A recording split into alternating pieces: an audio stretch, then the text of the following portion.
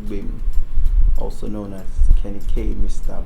Buga. I'm a filmmaker, actor, producer, a scriptwriter, and a director. Based in the United States. I'm a twin.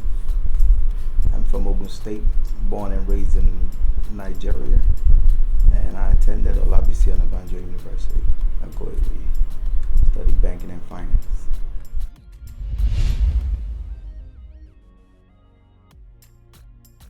My journey actually started as a musician, and that was back in 2007. So I used to sing, here and there, but as soon as I kicked off that career, I left Nigeria. So I was singing when I got to the United States. So I did that for a couple of years. It was good.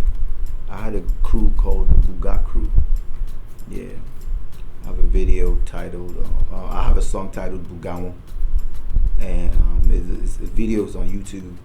I did a song titled Nigerian Girl, Ojoro, Befumi. I have a new one the latest one that I did was in 2017 when I came to Nigeria. It's titled Enemies Ota. So, that's where it all started from. I was actually managing an actress called She Baby. So she's the one who really opened the way for me to get into music and all of that. So yeah, that's how it all started. And then I slowed down in 2017, and then 2019 I'd actually featured in like a couple of movies back in 2008. I think I was in Benin to Lagos, and a movie called Akpanimayoda, produced by She Baby. Benin to Lagos was by Mr. Latin. So in 2019, I joined Tampan USA, the Association of Yoruba Nollywood Actors and whatever in the United States. So I joined them, and that's how I moved into Overdrive. So everything just started going fast.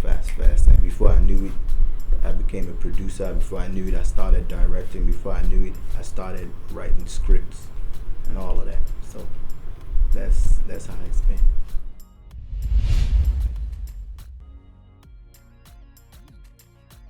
So far I've produced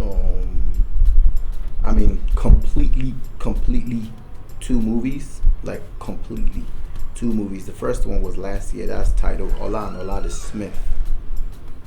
The Smith. And then the second one is I just concluded that one. That one was shot in two continents, like the United States and Nigeria. And the second one is titled Love and Betrayal. Ifeati or Dale. Just concluded that one too. But in the pipeline, I have a movie called Bade. I have a movie called Lola. I have a movie called Kabi. Kabi. I have a whole bunch of them. I have Zeno coming out. I'm co-producing that with Amarachi Igwe. Whole bunch coming out. I have at least, I know I have like 11 movies that are going to be out this year. So out of that 11, 2 is completed. The rest of them are still in the pipeline. So yeah.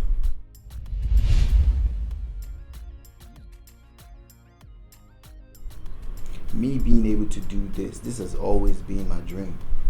So it's being able to become a producer, director, and all the things that I've always wanted to do. Is like a God-given talent for me.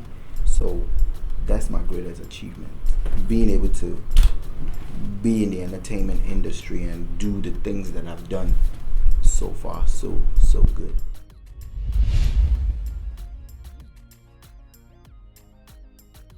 It's a lot. The number one thing is finances. Without money, you can't really do a lot. You might have ideas, you might have a whole lot of stuff. You might even have the connection. You might have the materials, but you might just not have the money to get all that done. So the number one thing is the finances. Number two is time. Time. And then the number three is people. That's the biggest problem that we have is people. You know, if you have to deal with people, if you could do it by yourself, everything will go smoothly. But the fact that you have to deal with one or two people who don't share the same idea, who don't share the same dream, who don't share the same vision, that becomes a problem.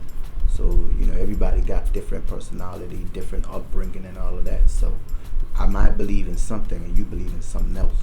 You know, so that becomes a problem. I'm going this way, you going this way. We start pulling each other away from the dream. So that's the challenges that I have with yeah.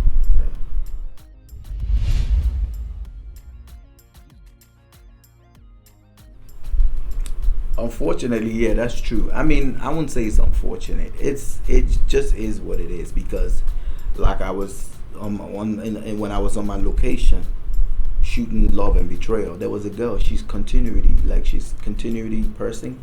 She's so good at that stuff. I just wanted to employ her. I swear.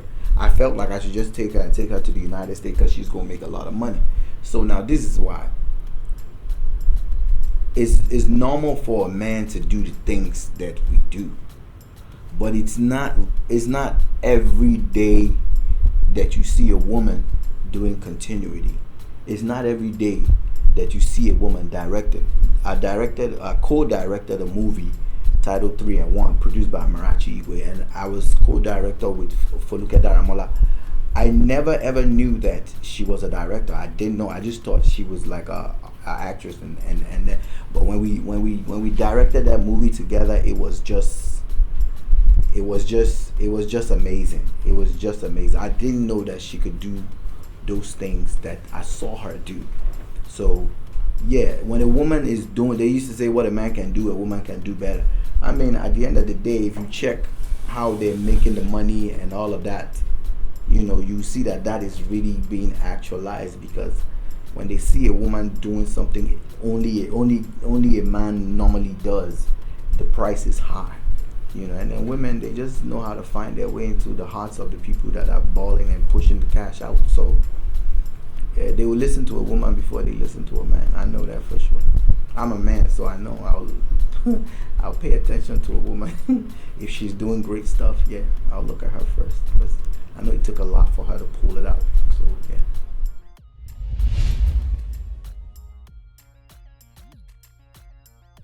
I'm gonna tell you this, as a script writer, right? I have I'm telling you, like, at least twice a month somebody's calling me saying I have this story, I need it scripted and all of that stuff. At least twice a month. If I pull my laptop up, that's why I always go around with my laptop, because every time I have an idea, I just type stuff down. So I have a lot of storylines, synopsis here and there. So it's constant. It's really, really constant. At least twice a month, somebody call me and say, yeah, I need you to put this script together for me, or I have this story.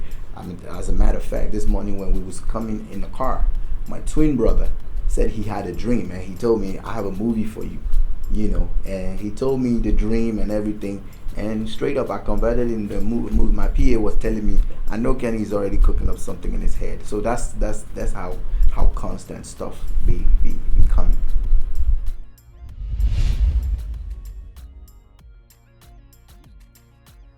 Amarachi Igwe. I worked with Mide Martins recently, and she was great. I worked with Okele. I love him. Mama No Network. She's awesome. Kept me laughing all day. Ibrahim Shatta. That man has something upstairs. I picked his brain a little bit, and he blew my mind all through. He was on my movie set too, and we talked, and he has something upstairs. I love his dream. I love his vision, the way he thinks, and he's very talented too. So I have him. Let me see who I like. Nino B. We happen to live in the United States together. I've not met him, but I hope to meet him soon. I'll meet him though. It's either he finds me or I find him. We'll find each other somehow. Let me see who else. I mean, that's about about it. I like Funke Akindele. Very, very smart. Doris Simon too. She's my very good friend. I like Nkechi Blessing. She's my very good friend too. Adeyemi Mike, my very good friend. I like him. Good actor. And Yomi Gold. I won't forget him. Yomi Gold. We've been in a couple of movies together, and yeah, he's good. Very good.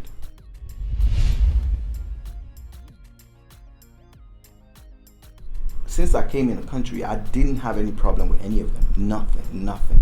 Only problem they have is time. They don't keep the time. I mean, all of us do it. The traffic in Lagos is crazy. I mean, in Nigeria, period, it's crazy. So, but yeah, I don't have any problem with them because I think they tend to respect me because I come from the United States. I don't know why, but I mean, there's really nothing I do that they cannot do. I know most of them do even way better than what I do. So, but yeah, they respect me. I respect them, and we work fine, perfectly. I don't have any problems with them. I don't know if they have problems amongst themselves, but they don't. It doesn't come close to me. So,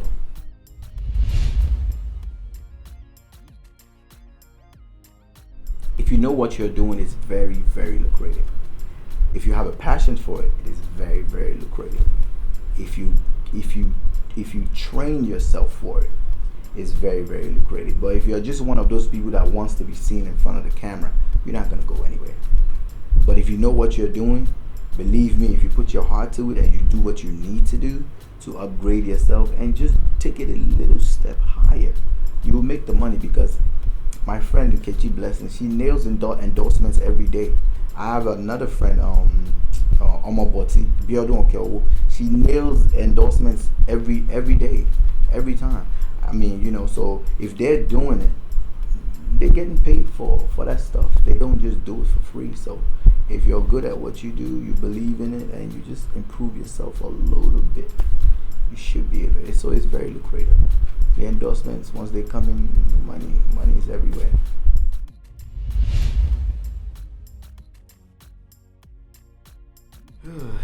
First of all, they need to stop this bullshit. I don't like to hear that. There is always a better way to do stuff. I don't care how much you know, you can always learn. The biggest problem they have is details.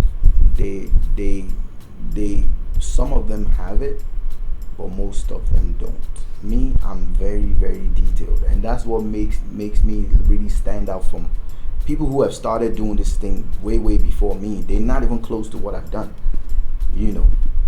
I mean, my price is way higher than people who've been doing this stuff for a long time. So it's detail. You have to be detailed. They are not detailed. They need to pay attention to details. The little things always count. It might just be, this stuff is not sitting right on my shirt. Somebody need to fix it. Somebody need to see it and see that it's not sitting right. That's what it makes it different from Hollywood. The Western world, they are very, very detailed. And with the Yoruba Nollywood people, and I don't blame them because they're financially constrained. They don't have enough money to do what they need to do. If they have one person doing continuity, the same person holding the microphone and all of that stuff. So if they pay attention to details, I think it will be way better. And then probably they need to spend a little more money. If you can't do it, don't do it. That's what I used to tell people back in the United States. I say you don't have to be a producer. If you cannot do it, don't do it. Not everybody will be a producer. Not everybody will be a director. Not everybody will be a production manager. If you cannot do it, don't do it. Just wait. Save more money, and make sure you get everything on point. So detail. If they are detailed, it will be better. They are doing great. Yoruba Nollywood, they are doing great. That's why I chose to come to Yoruba, because I would have gone to the other side and speak a lot of English and all of that crap. But no, I liked it because the content is solid, very, very solid. I like their stories and all of that, and they bring a lot of true life stories, to life, and they make you learn a lot of stuff. But I'm not saying the others are not doing good. They are doing good, but I prefer to be in that Yoruba. So, but if they can just step it up a little bit, it will go a long way.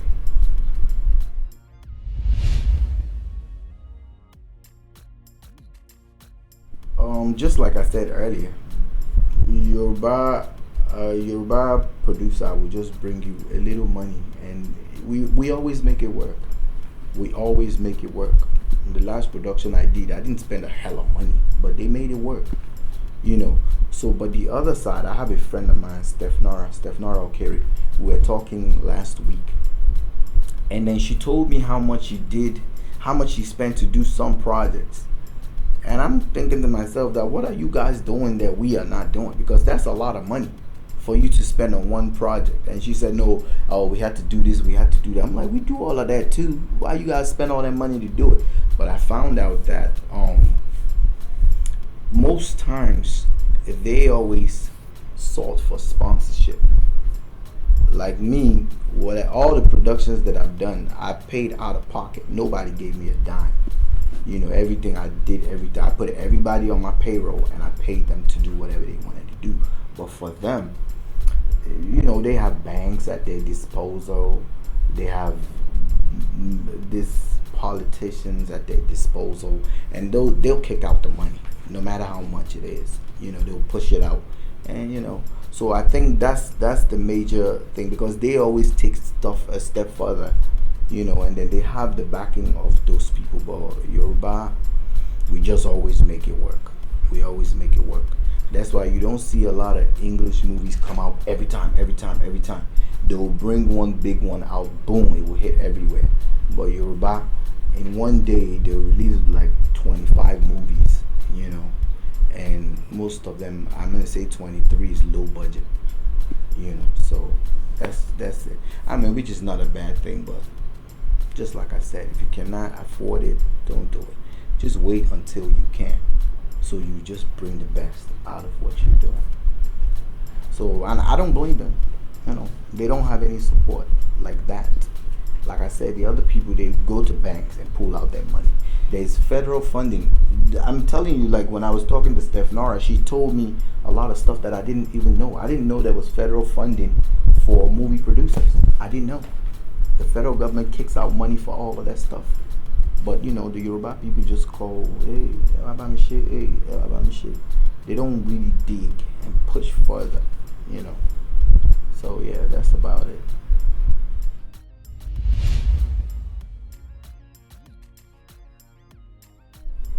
No, I'm a very, very calm person. I'm not a noise maker. I keep to myself.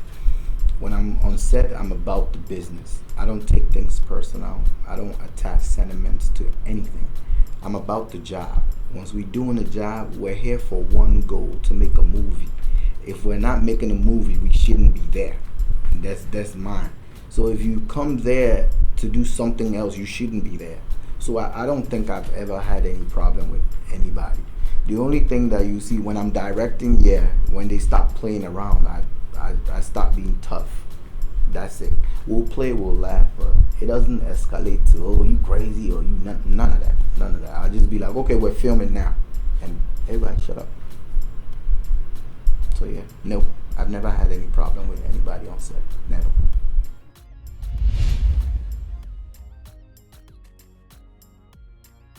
I see Nollywood. I see Nollywood picking up to Hollywood. Yeah, I see Nollywood going above Bollywood. The Indian people, they seem to be growing fast too, but I see Nollywood going above Bollywood and picking up to Hollywood. I'm telling you, you'll be surprised. You'll be surprised the rate that we're going. And the new sets of producers like myself that are coming in, we're competing with these people. I have a movie, two movies that are gonna come out. Zeno, that's the one I'm producing with Amarachi Igwe. No, it's Zeno Reloaded, and then Kabi. I'm writing the two of them. I'm done with writing Kabi. Zeno, I've started writing it. Watch out for those movies, and we're taking the stakes high. It's not gonna be a joke. It's gonna be a good standard. It's gonna be good standard. So be prepared. We're getting equipments together. I collect equipments anyway, so I have my my own stuff.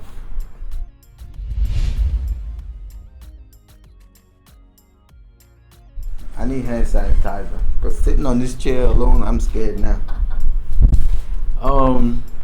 There's a lot of misinformation going around.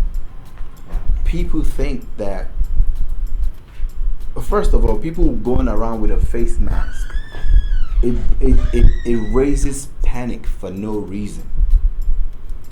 According to the doctors that have, dealt with this virus and none of that, you don't have to walk around with a face mask.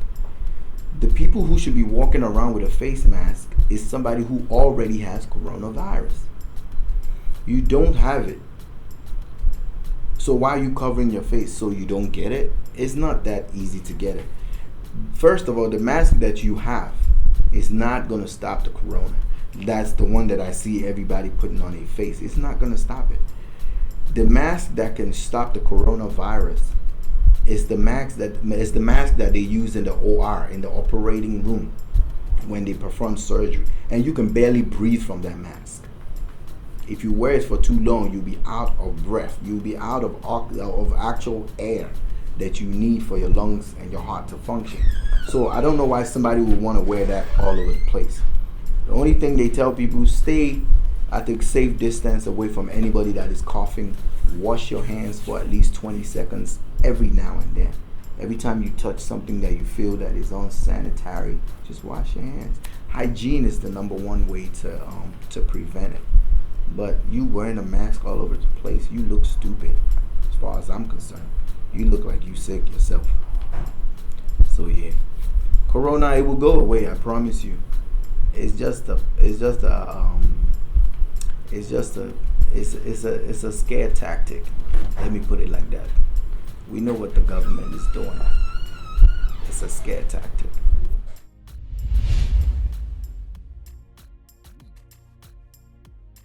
There's no comparison. I've been on a movie set abroad, right? There's a movie coming out in March.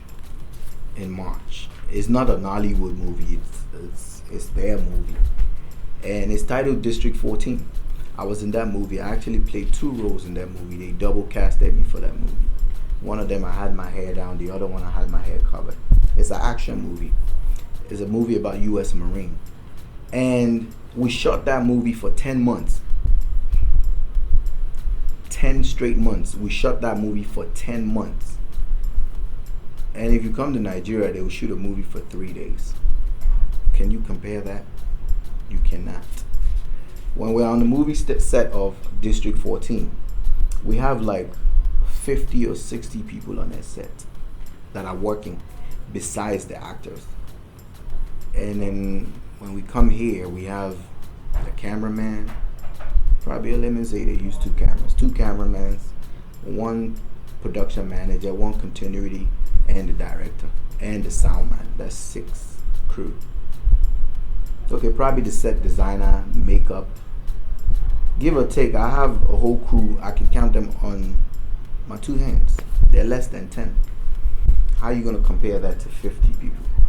It's nothing to compare. So the Hollywood movies, they go an extra mile. They don't film in your neighborhood. They film in a film village. In a film village. I was speaking with Nee Johnson. Maybe you know him, an Hollywood actor, and we were talking about, you know what? Let me not let the cat out the bag. But we're talking about stuff like that. So in the American movies, they don't just come to your neighborhood and film, except they have to. They have a film village where they build the set. If they want a mansion, they will build the mansion. If they want to destroy cars, they will build the car and destroy it. You know, I've never seen a car being destroyed in Nollywood movies. We need to get to that stage, you know. So it's different. I mean, our movies, they can't even get the blood right. The blood, just blood, just blood, just blood. I'm not criticizing anybody, but we can do better. I know we can do better. You know, when I'm getting ready for a movie, I Google stuff. I had to purchase blood. The last movie I directed, 3-in-1 with Foluke Dharma, we had to go buy blood. We had to get guns. We had to get, you know, we're not using this guns that look like toys. We're using guns that feel and sound like the real deal. And then abroad, when they're trying to shoot a movie, they will train the actors for 3-4 months. Over here, they'll just say, okay, she looks like she can do it. He looks like, nah. So that's where I'm graduating to. Like my movies that I'm about to do when I get back to the United States, I already have videos of the training that I'm gonna put the cash through for them to be able to do that movie. So everybody has to go through that training. Everybody. If you want to be on that set, you have to get that training, because I don't want anybody to criticize myself. If you're gonna criticize myself, tell me I don't have enough clothes on or something. Not I didn't get this right. So you can't really compare it. We're getting there, but nah, we're not getting it yet. We're not. Maybe in a couple of years. Like I said, with people like me, when we start to kick off, they'll see different stuff. A whole lot of different stuff.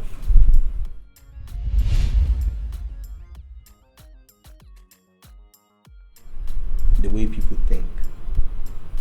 I can change the attitude of people towards what they do.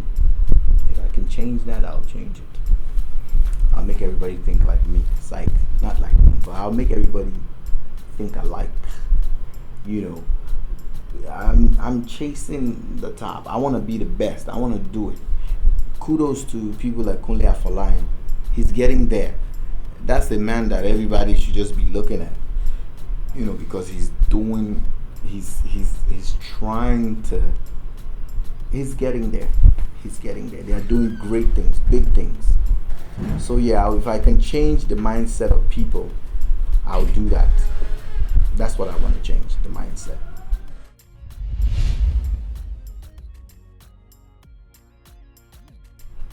I'll say it all depends on is marriage getting boring?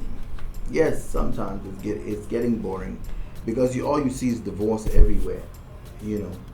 People leaving their spouses and all of that stuff. Back in the days, it was a till death do us part thing. But now, okay, he doesn't make enough money. She doesn't contribute anything. She doesn't know how to cook and all of that stuff. So the things that used to make it interesting, which was the actual family being together all of the time, has been taken away, because guess what everybody's doing now? That's what everybody's doing. Even the kids are doing it now. So that takes away all that companionship, that used to be in a family when we was growing up. So that has taken everything away. That's why it's getting boring. You come from work, you on your phone. Your wife is sitting there, she's on her phone. Your kids are right there, they're on their tablet, just surfing God knows what. So yeah, it is getting boring. That's why the divorce rate is getting higher and higher every day. So take the phones away. All that computers, take them away. Call people rather than text. Now you don't want to call. I'm equally guilty. People don't want to call each other, but they just text. Even they'll rather leave a voice note than to call. So, and the voice goes a long way, because text can be deceiving. So yeah, married got boring. Broadway TV. Hey yo, my name is Kenny K, aka Mr. Buga, and I'm hanging out with Broadway TV. Man, these guys are awesome. Nice people. Very nice people. Keep watching Broadway TV. You better come to America soon.